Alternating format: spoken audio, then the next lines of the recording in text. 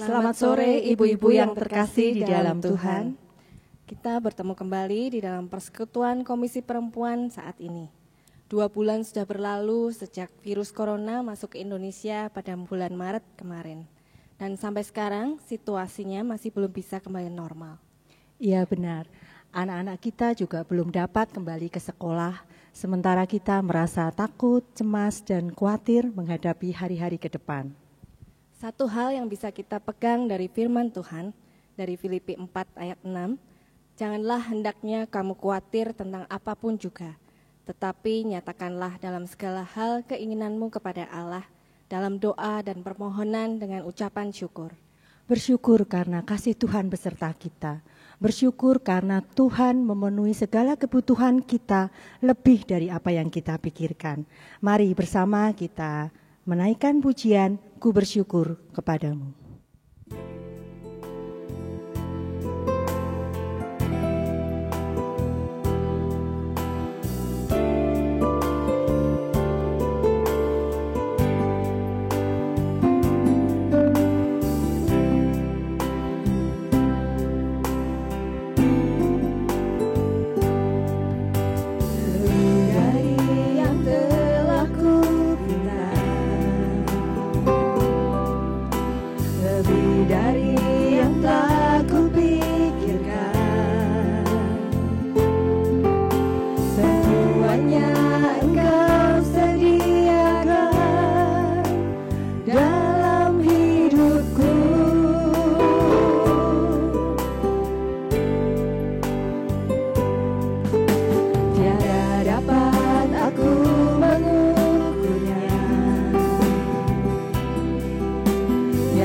Dapat aku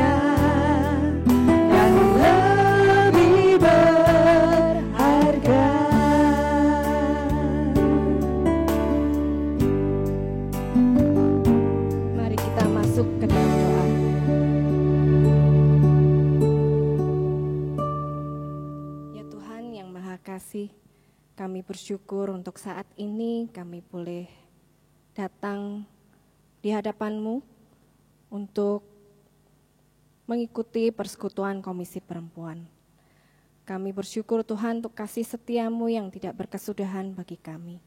Terlebih pada saat ini kami boleh ada di sini, kiranya Tuhan sendiri yang menolong kami, walaupun kami tidak bisa bertemu muka, tapi biarlah hati kami boleh bersatu di dalam roh Tuhan, untuk kami boleh belajar akan firman Tuhan, dan kami boleh bersekutu di dalam Tuhan. Kami juga berdoa untuk Pendeta Timotius yang akan menyampaikan firman-Mu, kiranya Tuhan juga yang akan mengurapi hamba-Mu ini dengan roh-Mu, sehingga firman yang disampaikan boleh menjadi berkat bagi kami semuanya. Kami serahkan Tuhan persekutuan sore hari ini di dalam tangan Tuhan. Di dalam nama Tuhan Yesus kami berdoa dan mengucap syukur. Amin. Ibu-ibu, saat ini gereja kita sedang mengadakan pembagian masker, paket sembako, dan juga nasi bungkus untuk masyarakat sekitar selama pandemi COVID-19 ini berlangsung. Berkaitan dengan bulan ini adalah bulan misi, kami mengajak kaum perempuan untuk ikut peka melihat dan menolong orang-orang di sekitar kita yang membutuhkan uluran tangan kita. Tuhan sendiri telah memberkati, melindungi, dan menjaga kita. Marilah kita juga belajar mengisi hidup kita dengan misi seperti yang akan diuraikan oleh Pendeta Timotius Linardi. Untuk mempersiapkan hati kita menyambut firman Tuhan, kita akan mengangkat pujian Tuhan Selalu Menolongku.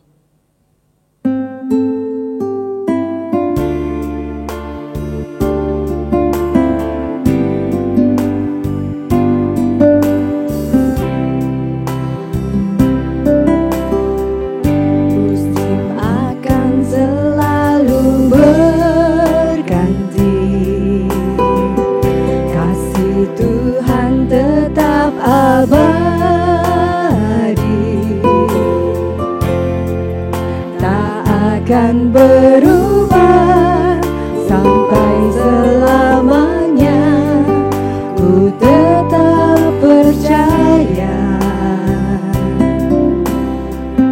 Ku yakin Tuhan memberkati, ku yakin Tuhan melindungi. Burung di udara Tuhan pelihara karena kasih-Nya. Tuhan selalu menolongku, selalu menjagaku.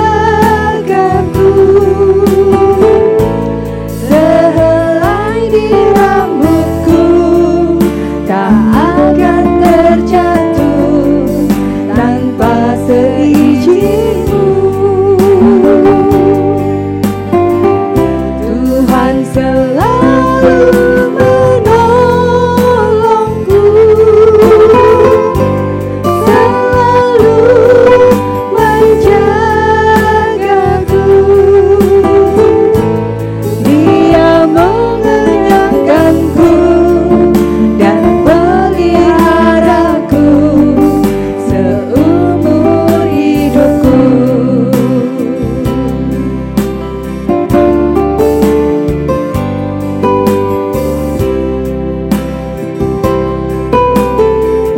Ku yakin Tuhan memberkati, ku yakin Tuhan melindungi.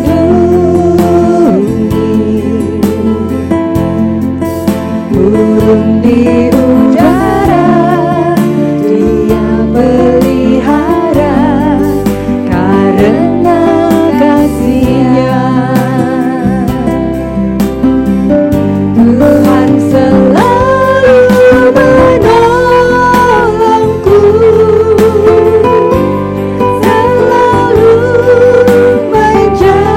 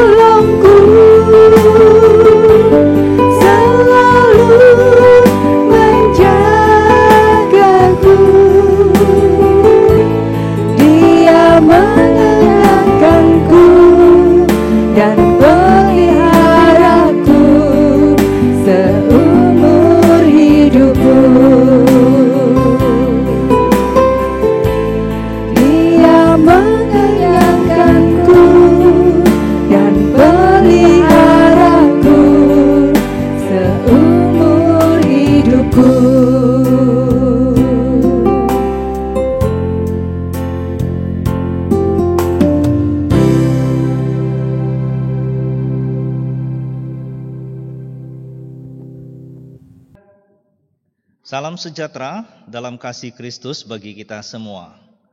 Apa kabar Koper GKMI Kudus? Lama tidak berjumpa. Kiranya rahmat Tuhan dicurahkan dan kasih Tuhan nyata dalam hidup kita. Kiranya Tuhan melindungi dan kiranya Tuhan juga beserta dengan kita semua. Stay at home. Itulah yang sedang kita jalani.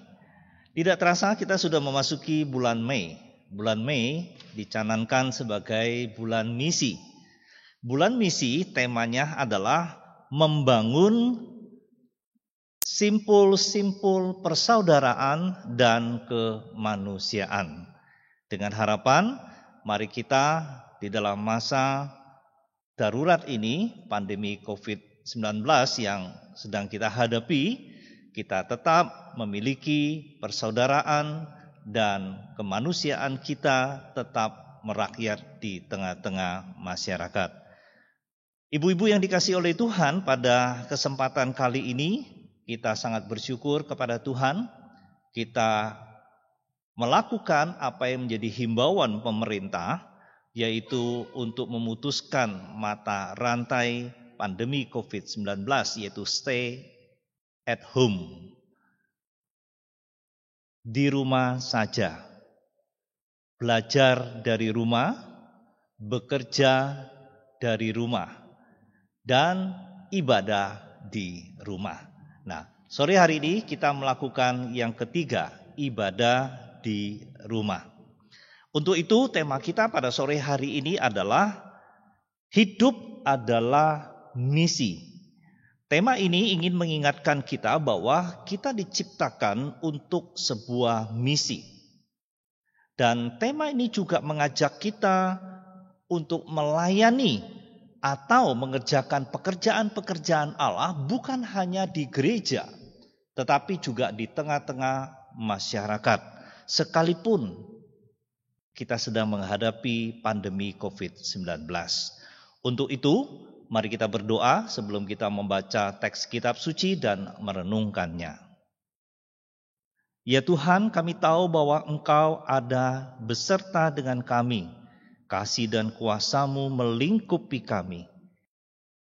Kami sekalipun tidak bisa bertemu, namun Tuhan tetap ada beserta dengan kami melalui persekutuan via online atau streaming, dan biarlah ini boleh mengingatkan kami untuk tetap bersatu di dalam kasih Kristus. Kami akan membaca firman-Mu dan kami akan menangkap kebenaran-kebenarannya. Kiranya Engkau memberikan pengertian dan hikmat sehingga kami dapat melakukan apa yang Tuhan ajarkan kepada kami. Hamba-Mu menyerahkan diri, kiranya urapan dan kuat kuasa-Mu lah yang akan menolongnya untuk menyampaikan sabda-Mu bagi umat-Mu. Terpujilah Engkau ya Tuhan, demi nama Kristus kami berdoa. Amin. Pembacaan teks kitab suci pada sore hari ini terambil di dalam Injil Yohanes pasal yang ke-9, ayat yang pertama sampai dengan ayat yang ke-7. Demikian berbunyi sabda Tuhan.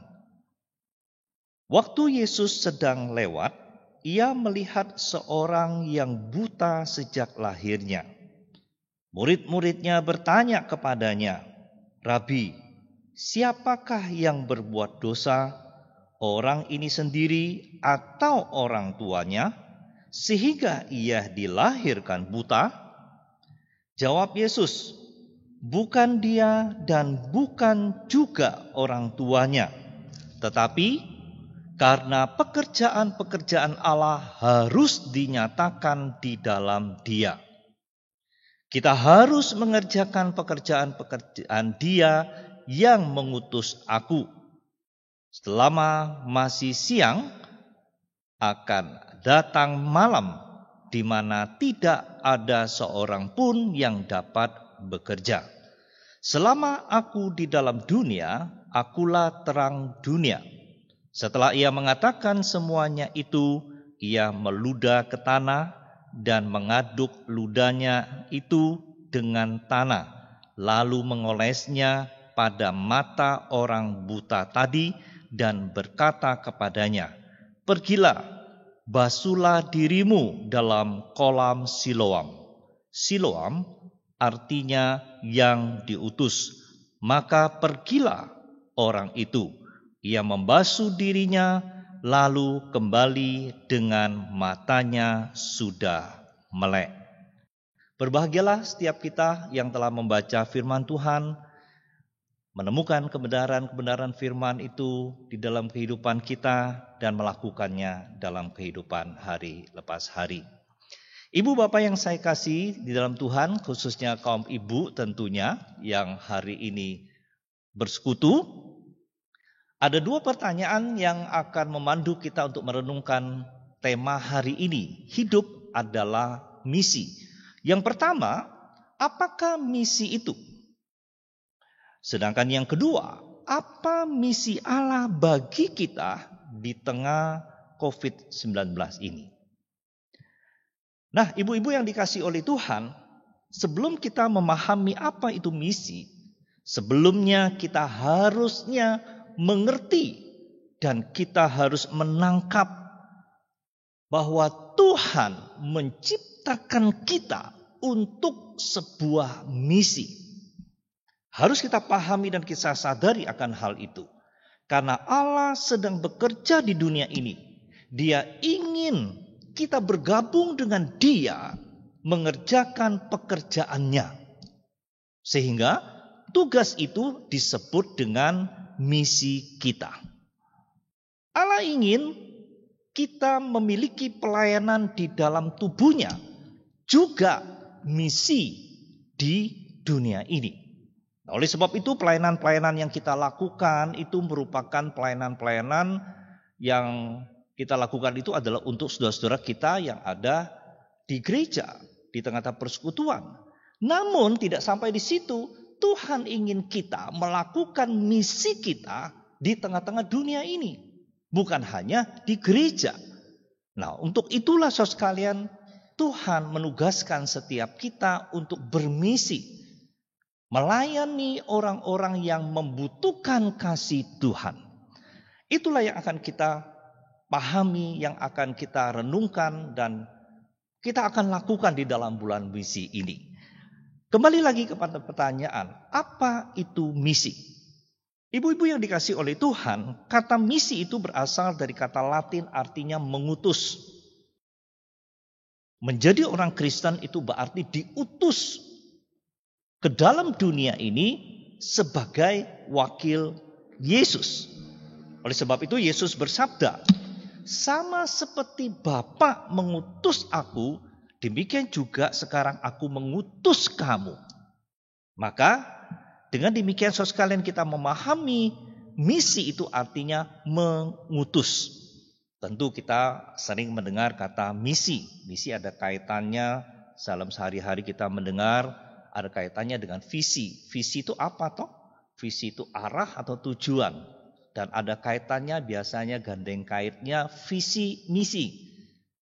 Ada visinya, tentu ada misi. Misi itu adalah tindakan menuju ke tujuan, menuju ke arah yang ingin kita capai. Jadi pemahaman kita itu sederhananya sebagai kaum awam mungkin kita kenal misi itu apa? Tindakan. Tetapi di dalam konteks teks Alkitab, misi itu berarti mengutus. Melakukan satu tindakan yaitu mengutus. Nah, saudara sekalian, Yesus di dalam kehidupannya, dia sangat memahami misinya ketika dia ada di dunia ini. Ketika dia berumur 12 tahun, dia mengatakan bahwa dia harus melakukan pekerjaan-pekerjaan atau urusan-urusan bapaknya di dunia ini. Dan setelah 21 tahun kemudian, sementara dia menjelang ajal di atas kayu salib, dia mengatakan sudah selesai. Apa yang dapat kita tangkap? Yesus memahami misinya ketika dia ada di dunia ini. Sehingga ketika dia berada di atas kayu salib, dia mengatakan sudah selesai. Apa yang dia kerjakan sudah tuntas. Nah, ibu-ibu yang dikasihi oleh Tuhan, bagaimana dengan kita? Apakah kita juga menyadari Tuhan juga punya misi atas kehidupan kita? Nah, misi Tuhan atas kita itu ada kaitannya dengan misi Yesus pada masa sekarang. Oleh sebab itu, saudara sekalian, yang menjadi pertanyaan selanjutnya, apakah misi Yesus pada masa kini? Misi Yesus pada masa kini ada kaitannya dengan misi yang Allah berikan kepada kita di tengah-tengah dunia ini. Jawabannya adalah, apa yang menjadi misi Yesus ketika di dunia ini, kini menjadi misi kita. Dengan kata lain, saudara sekalian, karena kita adalah anggota tubuh Kristus, kita harus mengerjakan apa yang dikerjakan oleh Yesus secara fisik. Dan kita harus lanjutkan apa yang pernah Dia lakukan di tengah-tengah dunia ini. Karena kita adalah anggota tubuh Kristus. Kita adalah tubuh secara rohani. Dan kita adalah gerejanya. Nah, oleh sebab itu, ibu bapak yang saya kasih dalam Tuhan, yang mendengar kebenaran firman ini, dan khususnya pada sore hari ini, ibu-ibu dimanapun berada, apa misi Yesus pada masa kini untuk setiap kita? Itu menjadi pertanyaan besarnya. Nah, oleh sebab itu kita akan melihat jauh lebih dalam lagi sebelum kita mengetahui apa misi Yesus atas kehidupan kita dan apa yang menjadi misi yang Tuhan ingin kita lakukan, kita harus memahami misi itu.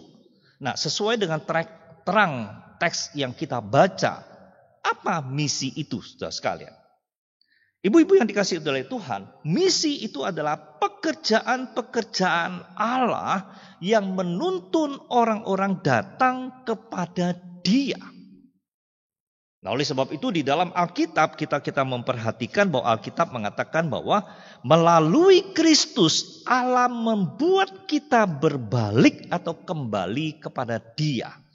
Lalu Dia menugaskan setiap kita supaya kita membawa orang-orang lain berbalik juga kepada Allah. Nah, demikianlah saudara sekalian kita memahami misi. Apa itu misi? Misi itu adalah pekerjaan Allah. Pekerjaan Allah yang membawa kita kembali kepada kasih-Nya. Demikian juga setelah kita mendapat kasih-Nya tidak berdiam diri, tapi Dia menugaskan kita untuk melakukan atau menugaskan kita membawa kasih itu kepada orang lain. Nah, seperti teks hari ini di dalam Injil Yohanes pasal 9 ayat 1 sampai ayat yang ke-7.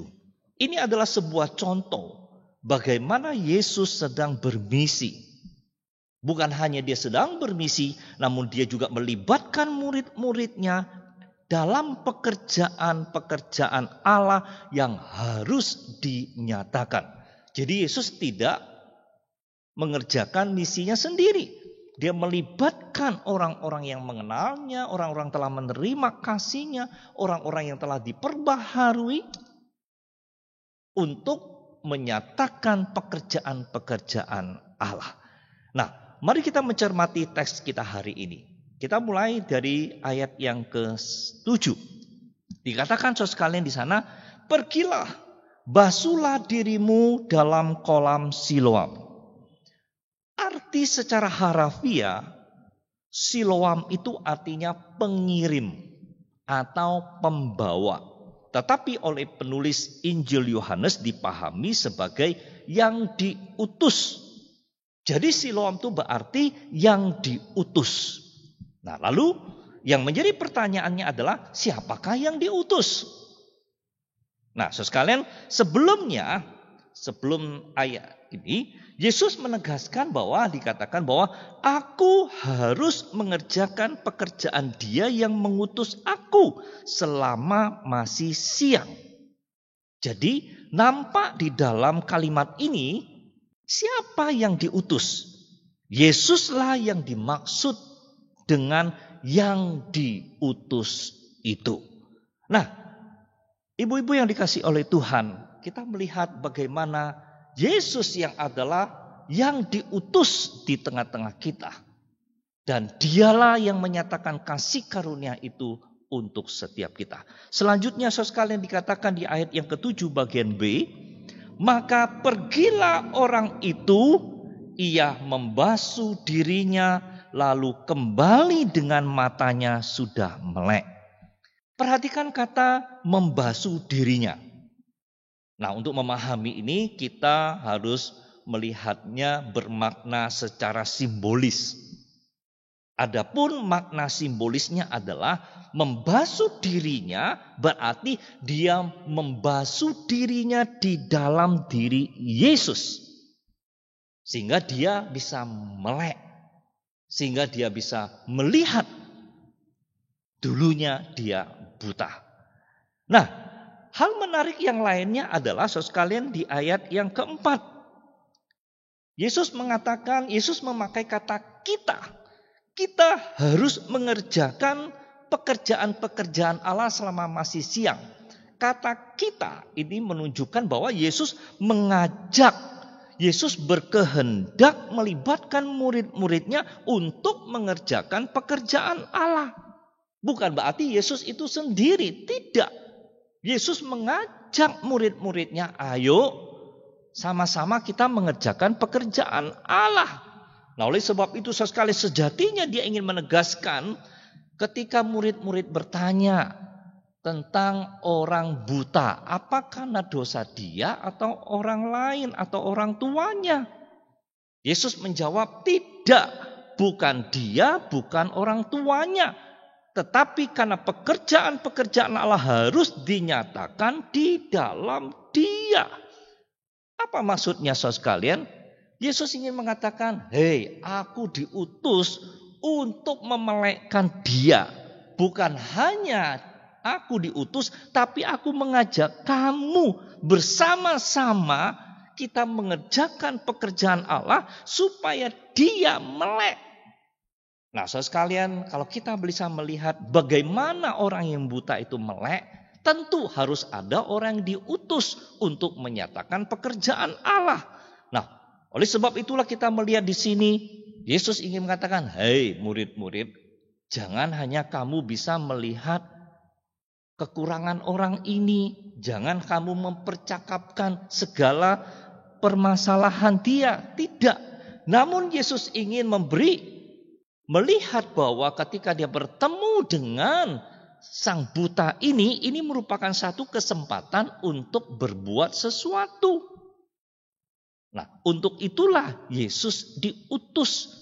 Tapi Yesus bukan hanya mau diutus secara sendiri, tapi dia ngomong, ayo mari kita. Dia melibatkan murid-muridnya menjadi utusan. Supaya orang yang tadi buta bisa melihat pekerjaan Allah. Inilah yang disebut dengan kairos Tuhan. Atau kesempatan Tuhan untuk melakukan sesuatu kebaikan bagi si buta ini sejak lahir supaya matanya melek. Nah, saudaraku yang terkasih, ibu-ibu yang ada di rumah. Lalu apa maknanya bagi kita di masa kini?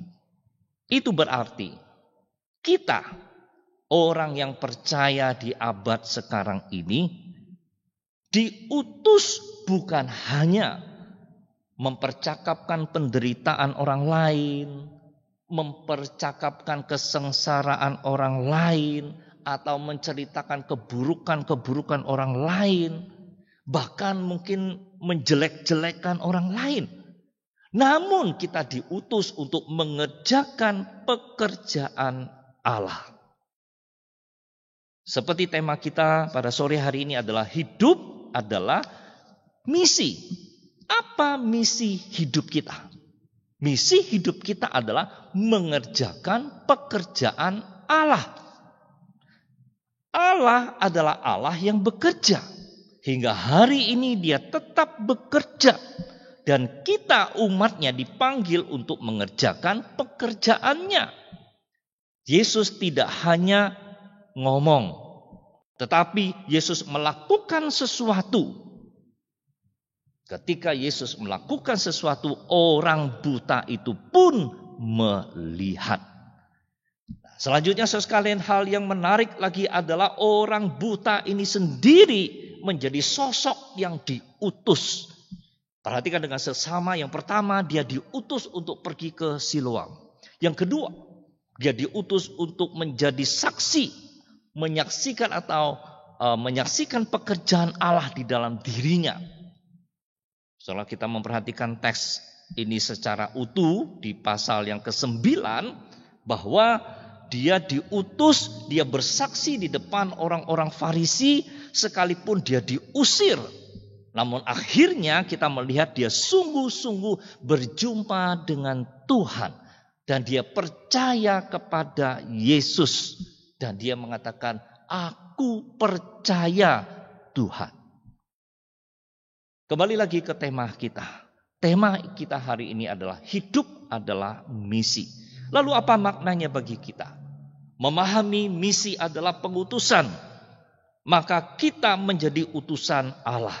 Jadi kalau kita ditanya untuk apa sih kita hidup di dunia ini? Jawabannya adalah untuk sebuah misi. Untuk apa saya hidup di dunia ini? Untuk sebuah pengutusan. Diutus untuk apa? Jawabannya adalah mengerjakan pekerjaan Allah. Jadi hidup adalah misi, ingin mengajak kita untuk memahami bahwa hidup itu adalah mengerjakan pekerjaan Allah. Baik saudara merawat suami, merawat anak, belakangan ini saudara akan bertemu dengan suami dengan anak lebih banyak waktunya. Itu saudara sedang melakukan pekerjaan Allah. Sekalipun hal yang sangat kecil, menyediakan makanan, memikirkan nanti menu siang makan apa, malam makan apa. Bahkan menjaga kebersihan, saudara, ibu-ibu sedang mengerjakan pekerjaan Allah. Nah, sekarang yang menjadi pertanyaan bagi kita, apa misi Allah bagi kita di tengah-tengah COVID-19 ini? Atau dengan kata lain, apa sih wujud pekerjaan Allah yang harus kita lakukan, yang harus kita kerjakan di tengah-tengah pandemi ini? Yang pertama, mari kita mendukung himbauan pemerintah bekerja dari rumah, belajar dari rumah, dan ibadah di rumah. Untuk memutuskan mata rantai COVID-19, yaitu dengan menerapkan physical distancing, jaga jarak, tidak bepergian kalau tidak perlu. Kemudian apa lagi? Hidup bersih, menjaga kesehatan. Nah, jikalau kita menahan diri untuk membatasi aktivitas kita di luar rumah, itu bukan karena kita takut tertular, tidak, tetapi karena kita takut menulari orang lain. Yang ketiga, ibu-ibu yang senang berbelanja, mari berbelanja secukupnya sesuai kebutuhan. Hindari menimbun atau memborong kebutuhan-kebutuhan pokok. Hindari akan hal itu. Kemudian yang keempat, apa yang dapat kita lakukan? Apa wujud pekerjaan Allah di tengah-tengah pandemi ini untuk kita? Kita bisa menggalang donasi untuk peralatan medis bagi para medik. Mungkin itu masker kah, hand sanitizer, APD, alat pelindung diri. Donasikan, berbuat sesuatu untuk mereka yang membutuhkan.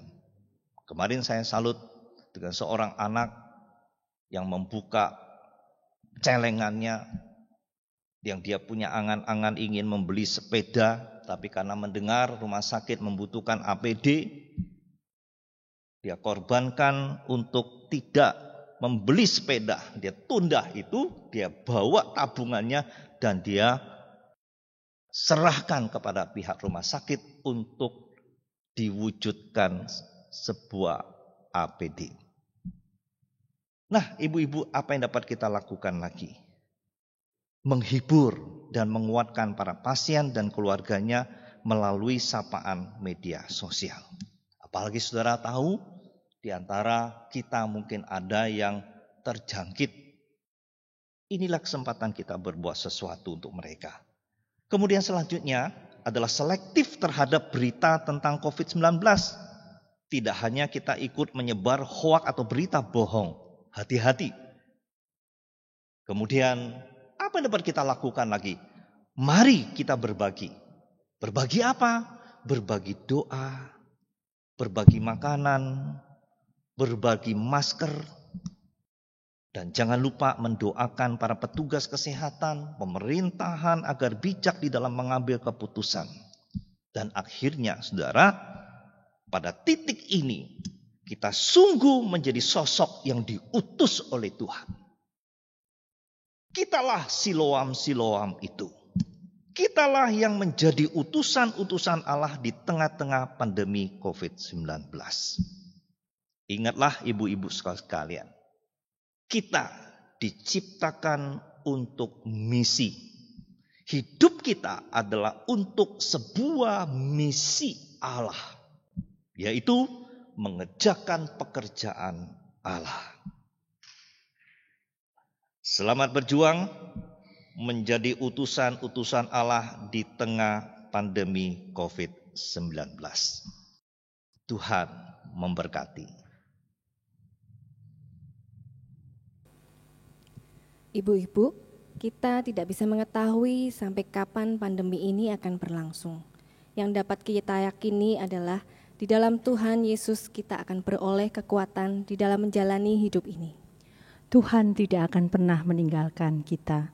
Datanglah kepadanya, berseru dan berharap hanya pada Tuhan.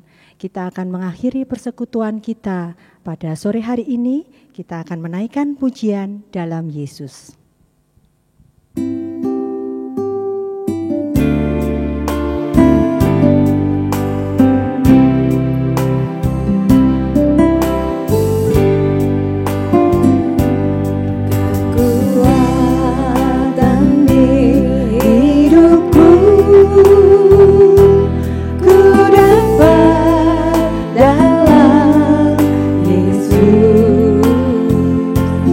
Dia tak